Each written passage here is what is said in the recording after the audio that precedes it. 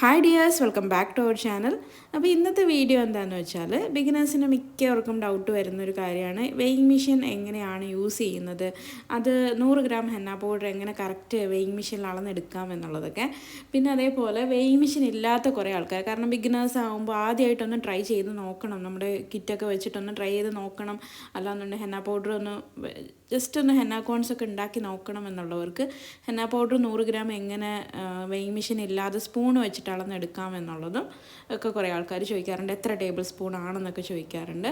അപ്പോൾ അതൊക്കെയാണ് നമ്മൾ ഈ വീഡിയോയിൽ കവർ ചെയ്യുന്നത്. പിന്നെ അതേപോലെ തന്നെ ഓയിൽ നമ്മൾ അളക്കുമ്പോൾ ശ്രദ്ധിക്കേണ്ട കാര്യങ്ങൾ എന്തൊക്കെയാണ് എന്നുള്ളത് ഒക്കെയാണ് നമ്മളിതിൽ കവർ ചെയ്യാൻ പോകുന്നത്. അപ്പം ചെറിയ വീഡിയോ ആയിരിക്കും കേട്ടോ, ഒത്തിരി വലിയ വീഡിയോ ഒന്നുമല്ല. സ്കിപ്പ് ചെയ്യാതെ കാണണം, ഫുൾ കാണണം കേട്ടോ, എന്നാലേ നിങ്ങൾക്ക് ഡൗട്ട്സൊക്കെ ക്ലിയർ ചെയ്യുള്ളൂ. അപ്പോൾ നമുക്ക് നോക്കാം എന്താണ്. അപ്പോൾ നമുക്ക് ആദ്യം എങ്ങനെ വെയിങ് മെഷീൻ യൂസ് ചെയ്തിട്ട് 100 ഗ്രാം അളന്നെടുക്കുന്നതെന്ന് നോക്കാം. അപ്പോൾ ഇതേപോലെ കുറച്ച് ബട്ടൺസൊക്കെ കാണും കേട്ടോ. മിക്കവരുടെ കയ്യിലും ഞാൻ ഇതേപോലത്തെ വെയിങ് മെഷീനാണ് കണ്ടിരിക്കുന്നത്. അപ്പം ഇതേപോലെ ഓണ്, ഓഫ്, മോഡ്, ടയർ അങ്ങനെയൊക്കെ പറഞ്ഞിട്ട് ഓരോ ബട്ടൺസ് ഉണ്ടാവും. അപ്പം ഓൺ ഓഫ് അറിയാമല്ലോ. അപ്പോൾ നിങ്ങൾ ജസ്റ്റ് ഓൺ അടിക്കുമ്പോൾ അത് 0 ആവാൻ ഒന്ന് വെയിറ്റ് ചെയ്യാം. അതേപോലെ നമ്മൾ ഓൺ ബട്ടൺ അടിച്ച് കഴിഞ്ഞിട്ട് 0 ആവുന്നുണ്ടല്ലോ, അപ്പോൾ ആ മോഡെന്ന് പറയുന്ന അടുത്ത ബട്ടണും കൂടെ ഒന്ന് അടിച്ചിട്ട് നമ്മൾ ഗ്രാം ആണോ ഔൺസ് ആണോ എന്ന് കറക്റ്റ് ആക്കുക കേട്ടോ. ഗ്രാമിലാണ് നമുക്ക് പൗഡർ അളക്കേണ്ടത്. അപ്പം ആ സ്ക്രീനിൽ, ആ ഡിജിറ്റൽ സ്ക്രീനിൽ കാണുന്നില്ലേ ഒരു ചെറിയ ആരോ കാണുന്നുണ്ടല്ലേ, അവിടെയാണ് ഗ്രാം എന്ന് എഴുതിയിട്ടുണ്ടാവും. അപ്പോൾ അത് മോഡ് അടിച്ചിട്ട് അവിടെയാണോ ആരോ എന്ന് ഉറപ്പ് വരുത്തണം കേട്ടോ. ഗ്രാമിലാണ് നമുക്ക് അളക്കേണ്ടത്. ക്ലിയർ ആയോ? അപ്പോൾ നമുക്ക് 0 ആയിട്ട് സെറ്റ് ചെയ്ത ശേഷം ഓൺ അടിക്കുമ്പോൾ 0 ആയിട്ട് സെറ്റാവും. എന്നിട്ട് നമുക്ക് ഏത് ബൗളിലാണോ ഹെന്ന പൗഡർ വയ്ക്കാനുള്ളത്, ഹെന്ന പൗഡർ ഇടാനുള്ളത്, മിക്സിംഗ് ബൗൾ, ആ ബൗൾ നമ്മൾ ഇതിൽ വയ്ക്കാം. അപ്പോൾ ആ ബൗൾ വയ്ക്കുമ്പം ഏകദേശം ആ ബൗളിൻ്റെ വെയിറ്റ് അങ്ങ് വരും. നമുക്ക് വെയിറ്റ് അറിയാൻ പറ്റും. ഏകദേശം ഈ ഒരു ബൗളിൻ്റെ വെയിറ്റ് എന്ന് പറയുന്നത് 299 അപ്പോൾ ഈ ബൗളിൻ്റെ വെയിറ്റ് നോക്കിക്കഴിഞ്ഞ ശേഷം നമ്മൾ ആ ബൗൾ പിന്നെ എടുക്കരുത്. എന്നിട്ട് ഈ ടയർ എന്ന് പറയുന്ന ബട്ടൺ നമുക്കൊന്ന് പ്രസ് ചെയ്യണം. ഈ ടയർ എന്ന് പറയുന്ന ബട്ടൺ പ്രസ് ചെയ്ത് കഴിയുമ്പോൾ നമ്മുടെ ഈ വെയിറ്റ് എന്ന് പറയുന്നത് ആ സ്കെയിലിൽ 0 എന്ന് കാണിക്കും. ഓക്കെ, ഇനിയാണ് നമുക്ക് നമ്മുടെ 100 ഗ്രാം ഹെന്ന പൗഡർ അളന്നെടുക്കേണ്ടത്. അതായത് ഇനി ഈ 0ന്ന് 100 ആവുന്നിടം വരെ നമ്മൾ ഹെന്ന പൗഡർ ഇട്ടുകൊണ്ടിരുന്ന് കഴിഞ്ഞാൽ കറക്റ്റ് നമുക്ക് 100 ആകുമ്പോൾ നിർത്തണം. അപ്പോൾ നമുക്ക് കറക്റ്റ് ഈ ബൗളിൽ 100 ഗ്രാം ഹെന്ന പൗഡർ ആയിരിക്കും കിട്ടുന്നത്. അപ്പോൾ നമുക്ക് ഇനി ഇതിനകത്ത് ടേബിൾ സ്പൂണിൽ നമുക്ക് അളന്നിടാം കേട്ടോ 100 ഗ്രാം പൗഡർ. അപ്പോൾ നമുക്ക് ടേബിൾ സ്പൂണിൻ്റെ അളവും കൂടി ബിഗിനേഴ്സിന് മനസ്സിലാവും, വെയിങ് മെഷീൻ ഇല്ലാത്തവർക്ക്. അപ്പം ടേബിൾ സ്പൂണിൽ അളക്കുന്നവർ പ്രത്യേകം ശ്രദ്ധിക്കേണ്ട കാര്യം ഇതേപോലത്തെ ടേബിൾ സ്പൂൺ തന്നെ എടുക്കണം കേട്ടോ. നമുക്ക് ഈ കേക്കൊക്കെ മെഷർ ചെയ്യാൻ വേണ്ടിയിട്ട് കിട്ടൂലേ, ടേബിൾ സ്പൂണ്, ടീസ്പൂണ്, കപ്പ് എന്നൊക്കെ പറഞ്ഞിട്ട് ഇങ്ങനെ ഒരു സെറ്റായിട്ട് കിട്ടൂലേ. അപ്പോൾ അതിൻ്റെ കൂടെയുള്ള 1 ടേബിൾ സ്പൂൺ എന്ന് എഴുതിയിട്ടുണ്ടാവും അതിൽ. അപ്പോൾ അതേപോലത്തെ ടേബിൾ സ്പൂണിൽ ഇതേപോലെ നമ്മൾ നിറച്ച് എടുത്തിട്ട് ആ ലെവല് എടുക്കണം കേട്ടോ. ആ കറക്റ്റ് ആ സ്പൂണിൻ്റെ ലെവലിൽ വടിച്ചെടുക്കുന്ന രീതിയിൽ അങ്ങനെയാണ് കേട്ടോ ഞാൻ പറയുന്നത്. കറക്റ്റ് അങ്ങനെ തന്നെ എടുക്കണം. അപ്പം അങ്ങനെ ഏകദേശം 14.5 ടേബിൾ സ്പൂണാണ് നമ്മുടെ ഈ ഒരു 100 ഗ്രാം ഹെന്ന പൗഡർ എന്ന് പറയുന്നത്. കറക്റ്റ് നിങ്ങൾ എഴുതി വെച്ചോളൂ, മറന്നു പോകണ്ട.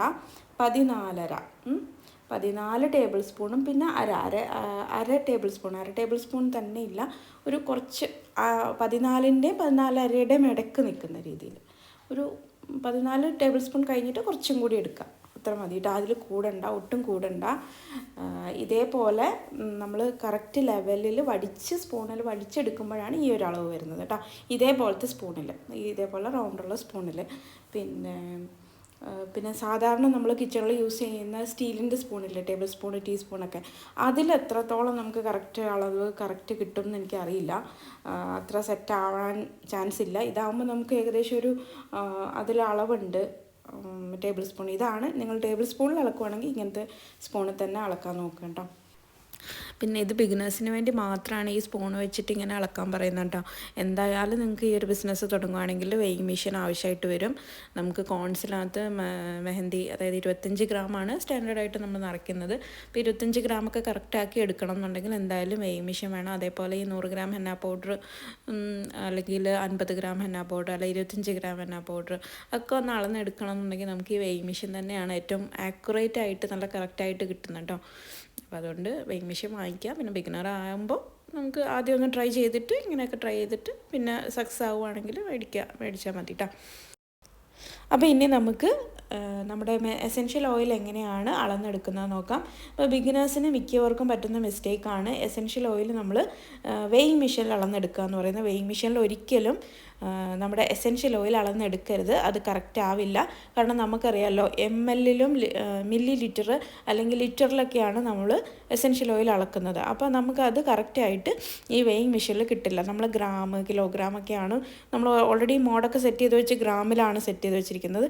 അപ്പോൾ അത് കറക്റ്റ് ആയി കിട്ടില്ല. മില്ലി ലിറ്ററും ലിറ്ററും ഒന്നും നമുക്ക് ഈ ഒരു വെയിങ് മെഷീനിലില്ല. ഔൺസ് ഉണ്ട്, പക്ഷേ ഔൺസിലാണെങ്കിലും അത് നമുക്ക് ആ കറക്റ്റ് അളവ് നമുക്ക് കിട്ടില്ല. അപ്പോൾ അതുകൊണ്ട് നിങ്ങൾ എപ്പോഴും ശ്രദ്ധിക്കേണ്ട ഒരു കാര്യം, ഇതേപോലത്തെ മെഷറിംഗ് കപ്പ് എടുക്കുക. നമ്മുടെ ഔൺസ് ഗ്ലാസ് ഇല്ലേ, അതാണെങ്കിലും മതി, പക്ഷേ അതിനകത്ത് മാർക്ക് ഉണ്ടായിരിക്കണം, അത്രേ ഉള്ളൂ. 5 ml 10 ml 30 ml 20 ml അങ്ങനെയൊക്കെ പറഞ്ഞിട്ട് മാർക്ക് ഉണ്ടായിരിക്കണം. ആ കറക്റ്റ് അളവിൽ തന്നെ വേണം. ആ കറക്റ്റ് ആ ലൈൻ വരെയാണ് നമ്മൾ 30 ml ആണെങ്കിൽ ആ ലൈൻ വരെയാണ് നമ്മൾ ഓയിൽ എടുക്കേണ്ടത്. അതിൽ കൂടാനും പാടില്ല, കുറയാനും പാടില്ല. ശരിക്കും ശ്രദ്ധിക്കേണ്ട കാര്യം, നമ്മൾ വെയിങ് മെഷീനിൽ ഈ എസെൻഷ്യൽ ഓയിൽ അളന്നെടുക്കുമ്പം നിങ്ങൾക്ക് ഓയിലിൻ്റെ അളവ് കൂടിപ്പോകും കേട്ടോ. ഒരിക്കലും നിങ്ങളങ്ങനെ ചെയ്യരുത്. കാരണം നമ്മളിപ്പോൾ 100 ഗ്രാമിന് ചിലപ്പം 35 ml 38 ml ഒക്കെ ആയിരിക്കും നിങ്ങൾ ഒഴിക്കുന്നത്. അത് നിങ്ങൾ അറിയണില്ല. അതിനകത്ത് 30 എന്നൊക്കെ പറഞ്ഞ് കാണിക്കും, പക്ഷെ അത് അതിൻ്റെ വെയിറ്റാണ് കാണിക്കുന്നത്. കറക്റ്റ് ML ആണ് നമ്മുടെ കണക്ക് എന്ന് പറയുന്നത്. അപ്പോൾ 30 ml എന്നുള്ളത് കറക്റ്റ് കിട്ടണമെന്നുണ്ടെങ്കിൽ മെഷറിംഗ് കപ്പിൽ തന്നെ അളന്നെടുക്കണം.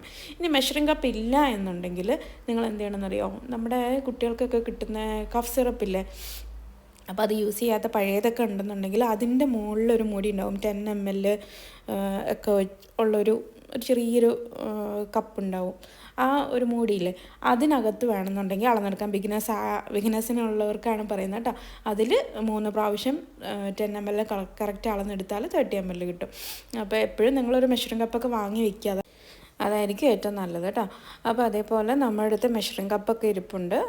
പിന്നെ അതേപോലെ പുതിയ സ്റ്റോക്ക് പൗഡർ എത്തിയിട്ടുണ്ട്. എസെൻഷ്യൽ ഓയിലൊക്കെ പുതിയ സ്റ്റോക്കൊക്കെ എത്തിയിട്ടുണ്ട്. അപ്പോൾ നിങ്ങൾക്ക് വേണമെന്നുണ്ടെങ്കിൽ ഈ കാണുന്ന നമ്പറിലോട്ട് മെസ്സേജ് അയച്ചാൽ മതി. വാട്സപ്പ് മെസ്സേജ് അയക്കണം, കോൾ ചെയ്താൽ കിട്ടില്ല. പിന്നെ ഇതിൽ ഈ വീഡിയോയിൽ എന്തെങ്കിലും ഡൗട്ട് ഉണ്ടെങ്കിൽ നിങ്ങൾ കമൻറ്റ് ചെയ്യുക കേട്ടോ. കമൻറ്റ് ചെയ്താലാണ് എനിക്ക് ആൻസർ തരാൻ പറ്റുക. പ്രോഡക്റ്റ്സ് എന്തെങ്കിലും ആവശ്യമുണ്ടെങ്കിൽ മാത്രം നിങ്ങൾ മെസ്സേജ് അയയ്ക്കുക കേട്ടോ, വാട്സപ്പ് മെസ്സേജ് അയയ്ക്കുക. അപ്പോൾ നിങ്ങൾക്ക് ഏകദേശം ക്ലിയറായി എന്ന് വിചാരിക്കുന്നു. അപ്പോൾ ഇതേപോലെയുള്ള കുറേ ബിഗിനേഴ്സിൻ്റെ ഡൗട്ട്സൊക്കെ നമ്മൾ ഓൾറെഡി കുറേ അപ്ലോഡ് ചെയ്തിട്ടുണ്ട് വീഡിയോ ആയിട്ട്. അപ്പോൾ അതൊക്കെ ഒന്ന് കണ്ടു നോക്കുക. ഓൾറെഡി നിങ്ങൾ ചോദിക്കുന്ന ഡൗട്ട്സൊക്കെ നമ്മൾ അപ്ലോഡ് ചെയ്തുകൊണ്ടിരിക്കുകയാണ്. അപ്പം കമൻ്റ് ആയിട്ട് ഇടുകയാണെങ്കിലാണ് എനിക്ക് ഏറ്റവും എളുപ്പം കേട്ടോ. പിന്നെ അതേപോലെ നിങ്ങൾ ഈ ഒരു വീഡിയോയ്ക്ക് നിങ്ങൾക്ക് ഇഷ്ടപ്പെടുകയാണെന്നുണ്ടെങ്കിൽ ലൈക്ക് ചെയ്യാൻ മറക്കരുത്. അല്ലെങ്കിൽ ഇഷ്ടപ്പെട്ടില്ലെങ്കിൽ ഡിസ്ലൈക്ക് എങ്കിലും ചെയ്യണം. ഇത് രണ്ടിൽ ഏതെങ്കിലും ഒന്ന് ചെയ്യണം. അപ്പോഴാണ് നമുക്ക് കൂടുതൽ എന്താ പറയുക, നിങ്ങളുടെ റെസ്പോൺസ് കിട്ടിയാലല്ലേ ഉള്ളൂ നമുക്കിത് അറിയുള്ളൂ എങ്ങനെയാണ് നിങ്ങൾക്ക് പ്രയോജനപ്പെടുന്നുണ്ടോ എന്നുള്ളത്. അപ്പോൾ ലൈക്ക് കമൻറ്റ് ഒക്കെ ഇടാൻ മറക്കരുത്. അപ്പോൾ അടുത്തൊരു വീഡിയോ ആയിട്ട് ഉടനെ തന്നെ വരാം.